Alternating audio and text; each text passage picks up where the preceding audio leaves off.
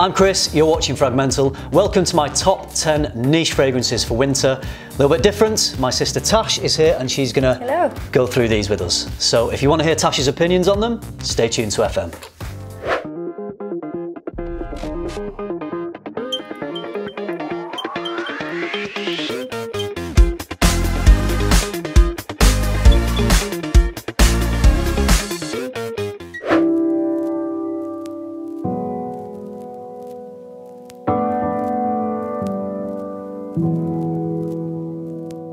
So I thought I'd make my top 10 winter niche fragrance list a little bit different. Instead of just me talking to the camera, going through the fragrances, you will see my top 10 picks, but I thought it would be interesting to get Tasha's opinion. So thanks for coming back on FRAG-MENTAL, Tash. No, thank you for having me again. Always good to have you.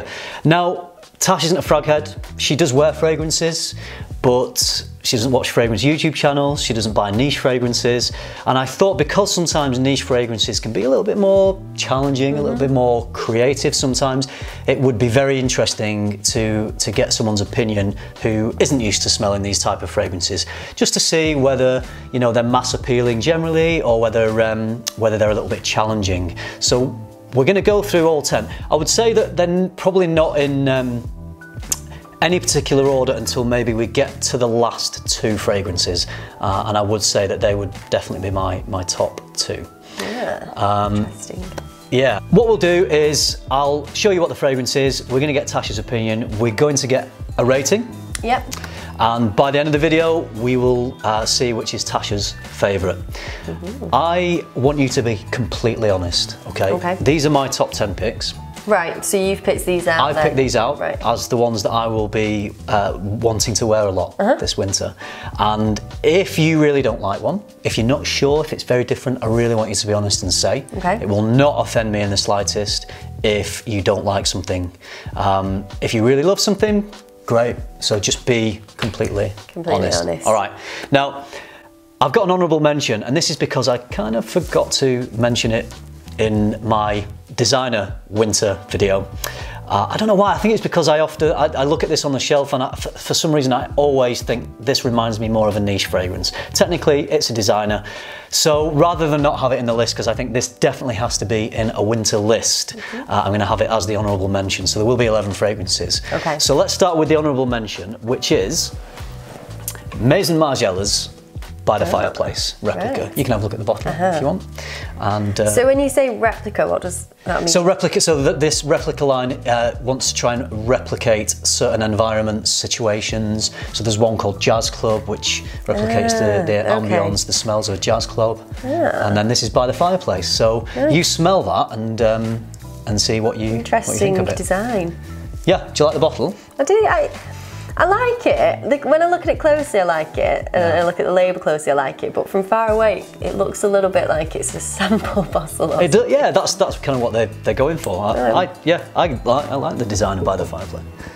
Honourable mention. What do you think? It's okay. As a fragrance, I'm not sure it's my cup of tea. Maybe it's more of a, you know, a scent, like a candle scent or a... So it's still a fragrance. It's really interesting you say something for me to wear, maybe not. But then I guess that's the whole, you know, By the Fireplace. Something to smell around the house rather than smell on the skin. Yeah, sure. Yeah. Okay. All right. So out of 10, what would you give that based on a fragrance that you would wear? Based on a fragrance I would wear, I would give it a 4, maybe. A 4? Yeah. 3 or 4. Okay. It's not something I'd wear, but it is a scent I'd enjoy smelling around the house if I walked into a room. So this is very, a little bit smoky, roasted chestnut accord, cosy, Christmas time. So this is a good one to wear. It captures what it's obviously trying to go for By the Fireplace. But to wear, not personally for you. No, okay. All right, now this is the next one. This is from the brand Idolo, and this is called Ryder. Ooh. So this is the bottle of Ryder. Cute little bottle. Yeah. What are your first thoughts on that? My first thoughts are... Honest thoughts. I don't really like it. Fine. What don't you like about it? I don't know, I think it's... I can't quite put my finger on it, maybe. Is it that? Yeah, that's the right side. Yeah. It reminds me a bit, and I've no idea what it smells like, but for some reason it's been smelling like myrrh from The Wise Men. And it's just maybe a bit too rich for me and a bit... It's very rich, it's very heavy. Yeah. This is very heavy on the amber accord. Yeah. So it is a very heavy wintry fragrance. Yeah. Quite rich if you're not used to smelling richer, complex fragrances. Maybe that's it. I'm just not used to it. But for me, it's very rich. Yeah. And so very, very rich and ambery. Reminds me a bit of Tom Ford's Amber Absolute. This one. Okay. So yeah, definitely a niche fragrance. So out of 10, what would you think that one? I'd give that a 4. Yeah? 4 out of 10. Okay. Getting generous. I know. Well, no, I'd definitely put that as a fragrance on your skin rather than a room smell. But it's still not one I'd put on my skin, maybe. Okay. So we've had the honourable mention, we've had a number 10, so this is number 9, and this is Bortinikoff's Oud Monarch. Oh. Okay, I'll let you have a look at the bottle as you smell it. Quite like the bottle, I like the lid, the wooden, nice wooden lid. lid. So it's just, on that end there, yeah.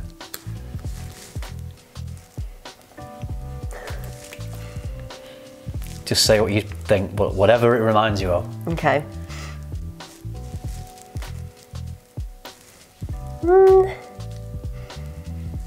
I feel like, is this a little bit woody? Yeah, it's an oud fragrance. So oud is like a resin that comes from is it? Okay. Poisoned trees, actually. Very, very potent. Yeah. Very potent, quite oaky maybe, woody. Well, yeah, I guess it. Yeah. Like it?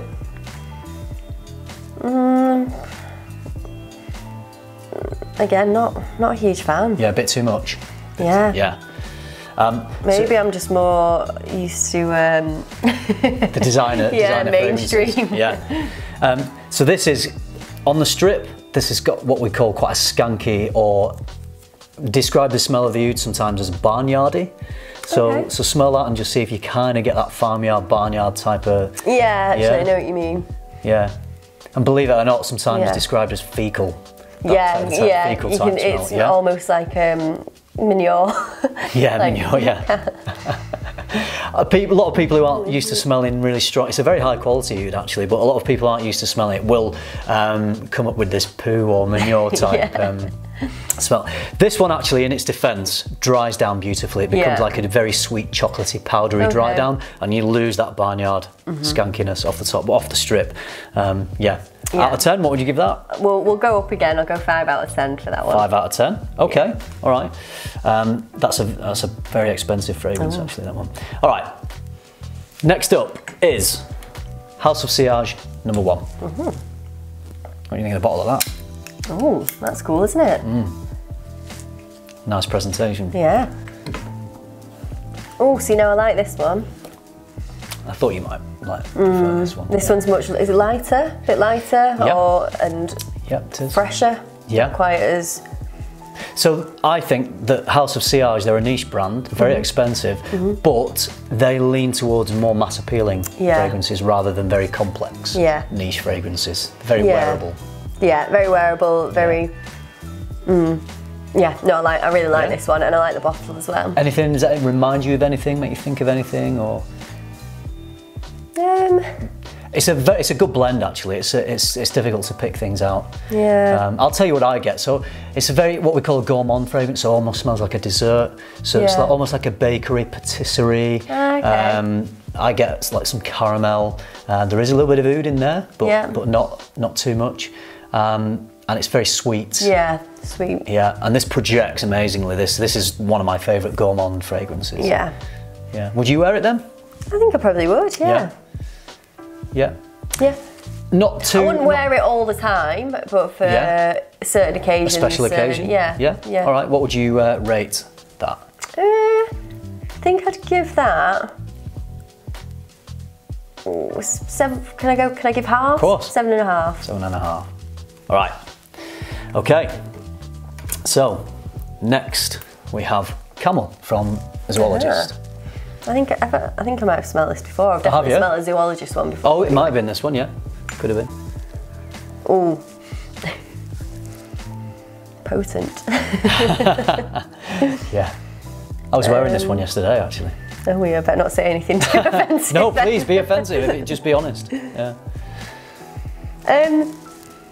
I think the more I smell it, the more it's settling and it's not quite as overpowering. But it's definitely.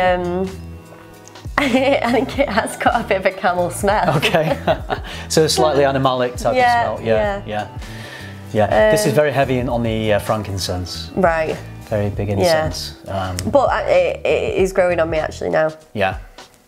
I'd say it's somewhere in the middle of number one and the others just smell. So you gave number one a 7.5. Yeah. So what would you give? What would you give that? Camel. I'd give Camel a 6. Okay. Yeah. All right. This. I just love the smell that you get when you're wearing it. It's very Middle Eastern and mysterious type of smell. So I think it's gorgeous. So 6, yeah? Yeah. All right, cool. Next one. What do you think of the bottle of that? Look at the... Oh. So this is an interesting choice for a winter list. This gold flakes. Yeah, gold flakes. I got this recently. Smelled it in the spring at Asos, and they very kindly sent it to me. And you would think that this release in the blue bottle is part of their kind of summer release line. But personally, for me, this is one of those summer fragrances that works in the winter. Yeah. Because it's got some. I think it's maybe got some cypress or some fir in there, which gives that slightly piney forest type of thing. And of course, that conjures the images of Christmas trees. Yeah, festive pines. Yeah, no, I like that. Yeah? It is very easy to wear, that one. Yeah. Very easy to wear. Probably more closer to the designers that you're used to, actually. Yeah. I would give that a 7. 7 out of 10? Yeah. Great, yeah. So I think that works really well in the heat in the summer, and I was just very pleasantly surprised with how well this one works in the winter as well. So even though it looks like a very summery fragrance, summery bottle, for me, it's working well in the winter. Winter frag. Yeah. So 7 out of 10. Great. All right, so we've got House of Sillage number 1 leading with 7.5 at the moment. All right, now next up we have Amouroud's Oud Tabac. Can you see the bottle? Yeah. Good presentation, that one. I like the Amouroud presentation.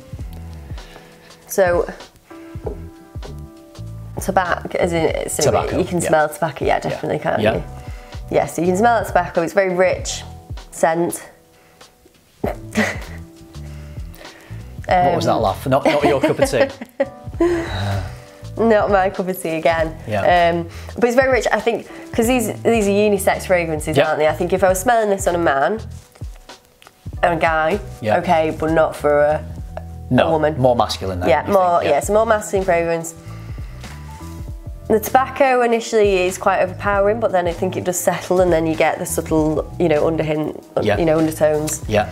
Of other fragrances. Sweetness comes through. Yeah. Sweetness comes through. So actually, not as offensive as I first thought. So I would give that a 6. But I'd put it down as a more masculine fragrance. Yeah, I agree. I think that's definitely a more masculine fragrance. Okay, so a big favourite here of people is from imaginary authors. It's Memoirs of a Trespasser. Ooh. Yeah, cool bottle designs, aren't they? Yeah. So this is quite, would you say this is chocolatey? Well, it's very heavy on vanilla and Madagascar vanilla. And vanilla can combine with other notes to give a chocolatey, especially if there's, I don't know if there's patchouli in here, but often vanilla combines with patchouli to give a chocolatey. I quite like that one. Yeah? Yeah.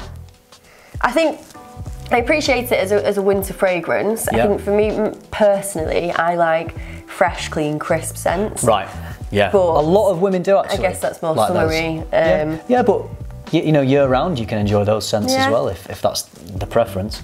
Yeah, so this is vanilla and woods, myrrh, there's some bergamot, some benzoin resins, and oak barrel accord in this one. Yeah. Does it remind you of oak barrels? Yeah, a little bit. Yeah. So no, I do like this one. I think and I would wear it. I think if I was going to wear it, it would be maybe a cosy evening at the pub, with friends, bottle of red wine by a fire type fragrance.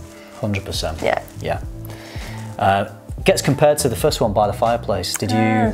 I felt like you preferred Yeah, I think I did prefer that one. I think that one was maybe a little bit sweeter and a bit... Yeah. By the way, if your nose is getting a little bit tired, just kind of breathe in and just clear your nose through your clothes and filter it out a little bit. So what did you say, sorry, for the out of 10? Memoirs? I think I'd go 6.5. 6.5 for Memoirs. Right. Next we have Terence Hughes' Santal Extreme. Santal is sandalwood. Right. Okay. Yeah, I like that. Again, I think I'd put it as a more masculine scent. It's got a slightly animalic punchiness to it. Very musky, I'd say. Yeah, which makes it quite masculine, I think. Yeah, but I do like that. Yeah. Yeah, out of 10, what would you give that one? I'd give that... I might even put that as an 8. An 8, If I smelled that on a guy, I think I'd like that. So that is so far the... and it's not too overpowering either. It's you know, kind of, it grabs you, but I don't think it's too much. Aaron makes this with a vanilla tincture that he lets it sit for around 12 months, so it really becomes a very rich fragrance, and it gives off a little bit of a chocolatey type vibe for me. No, I think it's something that would grab me, make it I'd notice it, but enjoy it, not be like, ooh, it's a bit. Yeah, I agree. Yeah. All right, next. So this is Carlisle from Parfums de Marly. A lot of people know about this fragrance. Let's get Tasha's opinion. What do you think of the bottle of that? Feel the weight of it. Yeah, I like it. Strong. Heavy old boy, that one. Strong bottle. Yeah. Ooh, like this one. Yeah, really like that one. Yeah, the women do tend to really love Carlisle, actually. Maybe again, it's that little bit. Is it a little bit lighter, a bit? Yeah, it does have a lot of depth, but it does have some freshness to it as well.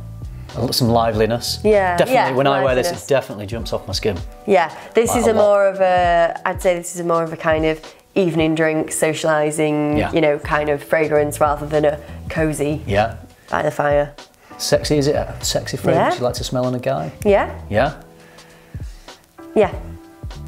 I like this one. Okay, great. So what would you give that out of 10? Ooh, what did I give? 8. You gave that one an 8. So do you Go on, I'll give that an 8.5. Okay, Carlisle is currently in the lead. And the last one, so my number 1 winter niche fragrance. I know I talk about this a lot. I know this fragrance DNA has made my number 1 on more than a few lists, but this is the new formulation of it. This is the Parfum cologne version of Roja Parfums Enigma. This is going to be my Christmas Day fragrance. And but I want a completely honest opinion from you on what you think. Let's give it a go.